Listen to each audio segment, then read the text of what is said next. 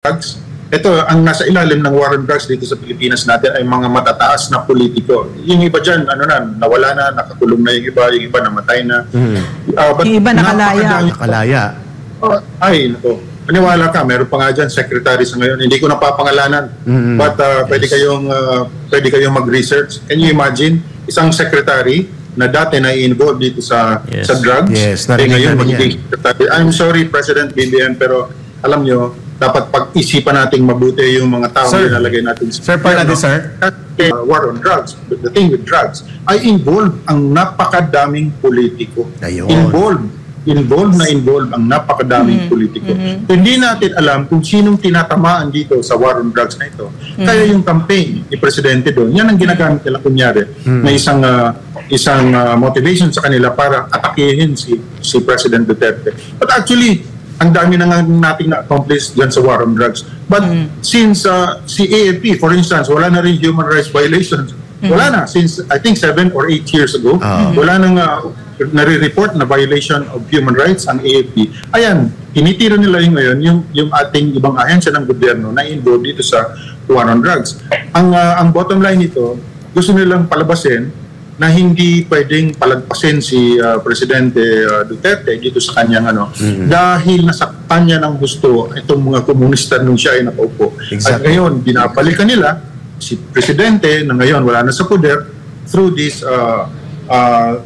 campaign ginagamit against yung war on drug ni Pangulong Presidente. Sir, may interaction muna si Ma'am Lorraine before bato kay Brother Franco at mayroon na kong tanong sa iyo din mamaya. Because I like what you said just now, that war on drugs. Not everything is apparent to us. Hindi natin nakakita lahat kung bakit hanggang ngayon binabalikan. And it's nothing personal. It's not because it's President Duterte or anything like that. They will do it with any other president na talagang tinamaan sila dito sa war on drugs, diba? So, what you're saying now is that this move behind the former president, marami dyan, mga politiko na nakikinabang sa drug trade sa Pilipinas, na sumisira sa Pilipinas, at yung and you said that war on poverty in the US, they want us to lose this war on drugs. They want our country to turn into a narco state. No? And then the CPP is enabling them.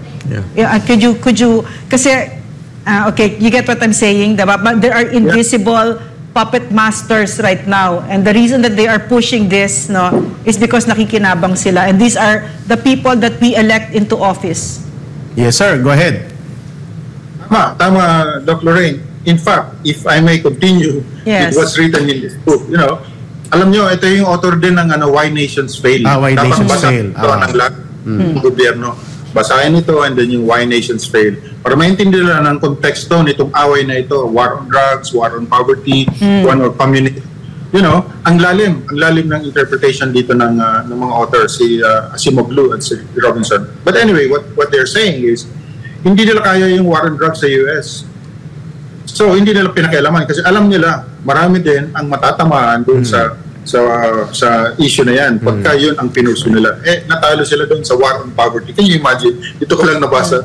And poverty won. Ito pa, war on drugs. Ito, ang nasa ilalim ng war on drugs dito sa Pilipinas natin ay mga matataas na politiko. Yung iba dyan, nawala na, nakakulong na yung iba namatay na. Yung iba nakalaya. Ay, nako. Maniwala ka, meron pa nga dyan, secretary sa ngayon. Hindi ko napapangalanan.